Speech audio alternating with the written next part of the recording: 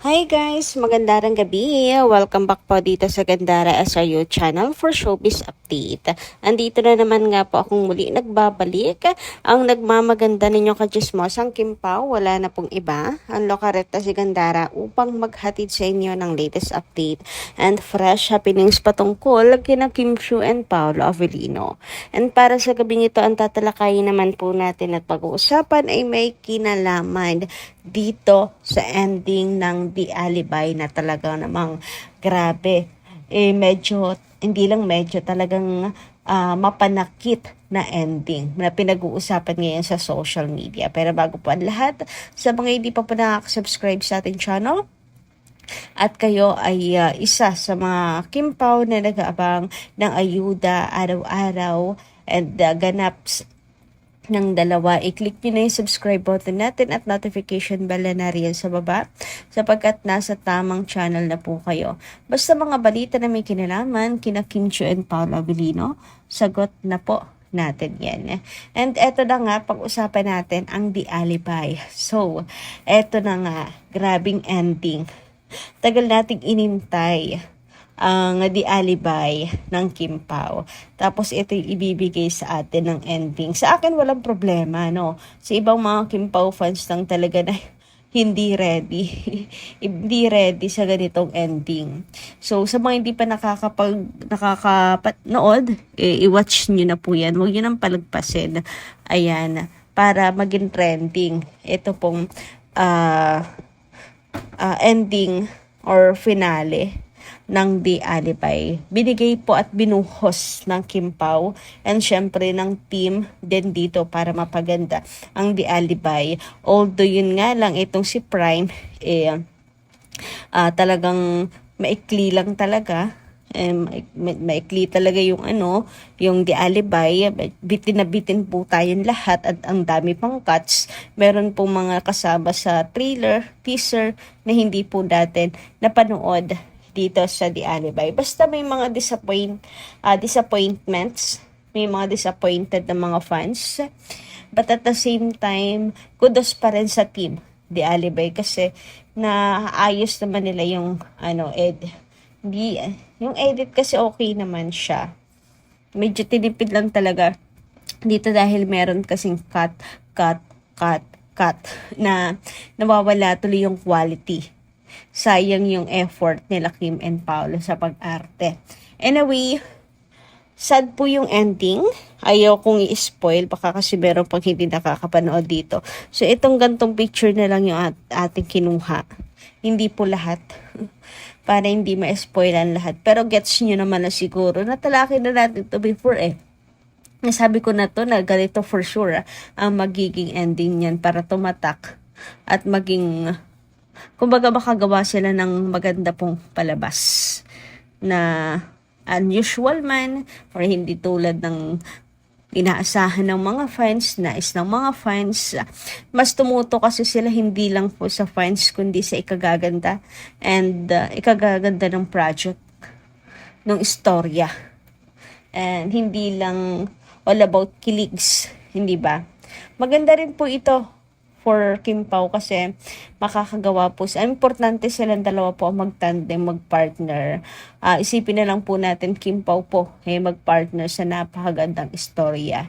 Hindi lang because of fans but para sa yung mabigyan ba ng magandang istorya ang Kim Pao, mabigyan nila ng hustisya, ano man po ang maging ending, basta Kim and Paolo ang magkasama.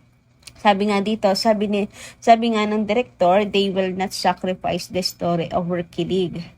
They just want it to be realistic.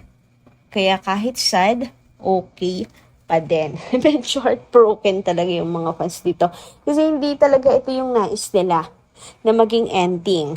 But, na-spoil naman na po tayo, wari. Enough na rin naman po ata. Na-spoil na rin tayo sa may love will make you disappear, hindi ba? So a serious project, serious story naman ngayon ang The Alibay na ibigay na po natin sa Kim Pao. I mean, kumbaga it's a privilege or ano bang tamang term para i-describe itong naging ending ng Kim Pao or ng The Alibay. Magandang experience pag-explore ng Kim Pao na ganito yung ending. Magandang nabigyan sila ng ganitong klaseng project. I mean, focus on the story, on the project talaga. Yung hindi lang silang dalawang pag-uusapan, kundi yung mismong storya, kundi yung mismong project. Nagigets nyo ba ibig ko sabihin? Kasi kung fan service, kilig, pag-uusapan, Kim Pao yung pag-uusapan the tandem, but not the story.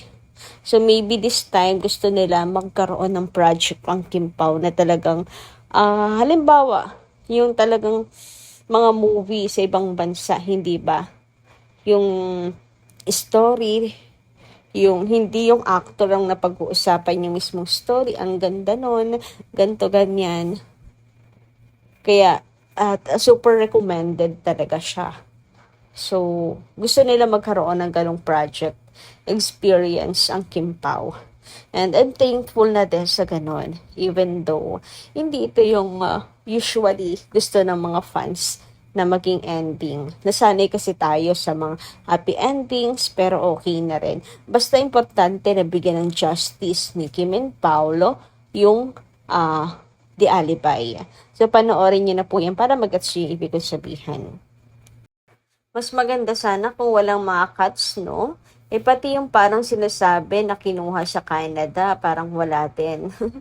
Basta hindi siya napasama. So, marami pong yung mga hindi napasama Samantala, sabi naman dito, grabe, hanggang sa huli, si Stella pa rin ang pinili niyang maligtas. Yan ang pagmamahal buo. Kahit malungkot ang ending, may matututunan tayo. So, ayan, thank you so much po sa mga open-minded mga fans na na-appreciate po. Of course, the art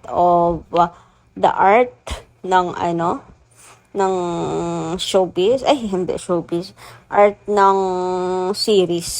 Yan. Samantala, basahin naman natin yung komento ni Ma'am Nasilia Hobayan. Magandang gabi. Sabi niya, kapag daw maswerte sa trabaho, malas daw sa love life. Yan ang kasabihan. Ako, grabe naman. Sana'y wag naman po. Madali ng kasabihan si Kim kasi po ay napakaswerte ni Kim sa trabaho talaga. Dagsa po talaga ang blessings sa kanyang buhay. So, kakapit ako, hindi this time sa kasabihan talaga. Kapit po ako sa tadhana. Kung ano pong itinadhana sa kanya ni Lord. And sigurado po ako na ito po ay maganda sapagkat si Kim ay mabuti pong anak na anak ng Diyos, mabuting tao, mabuting nilalang. So, supla po muna tayo sa mga ganyang kasabihan, nakakanega. Anyway, shout out naman kay Joseph Chanel Regine, magandang gabi. Sabi niya, Ma'am Gandara, magandang hapon po. Maraming salamat sa pagbasa mo sa aking comments sa inyo po. Nakita ko po sa post na TV screen channel ng YouTube via internet at naririnig ko po yung tinig niyo po. Sa PH Showbiz Happenings, natutuwa po ako na naririnig ko po yung boses niyo po, Ma'am Gandara SRU. Maraming salamat sa pagpaliwanag tungkol po sa aming minamahal na Lovely Kim Pao sa buhay sa buong mundo. Ma'am Gandara SRU, ang bait-bait mong kapagkabata. Katulad ka rin ng ating minamahal na Lovely Kim Pao sa buhay. Ma'am Gandara SRU, tuloy-tuloy lang po sa magandang gawain sa buhay. Thank you so much, Ma'am, sa papuri.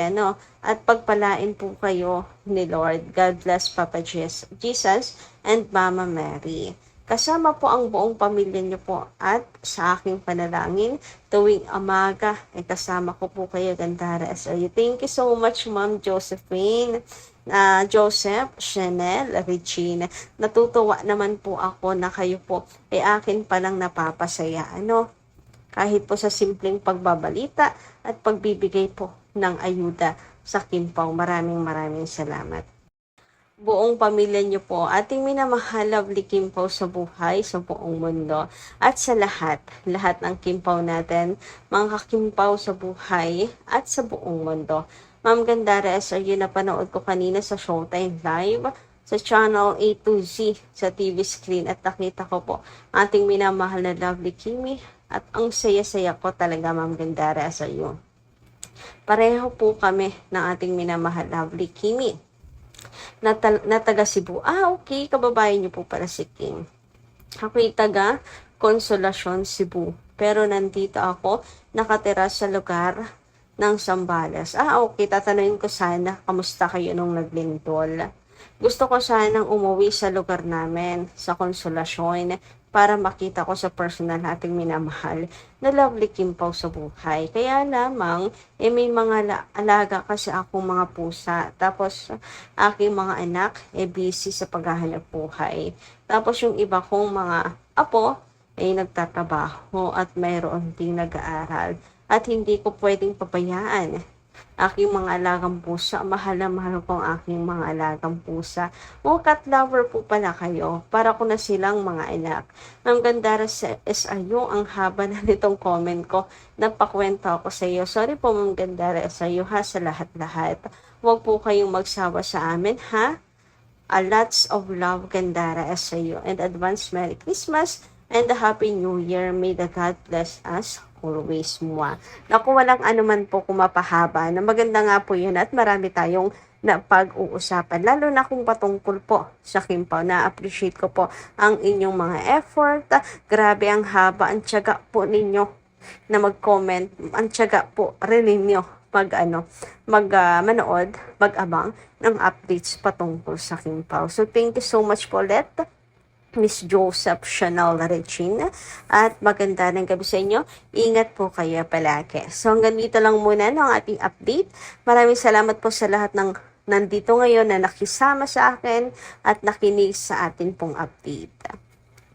Kita-kits po tayo muli sa susunod kong chika. Maraming salamat.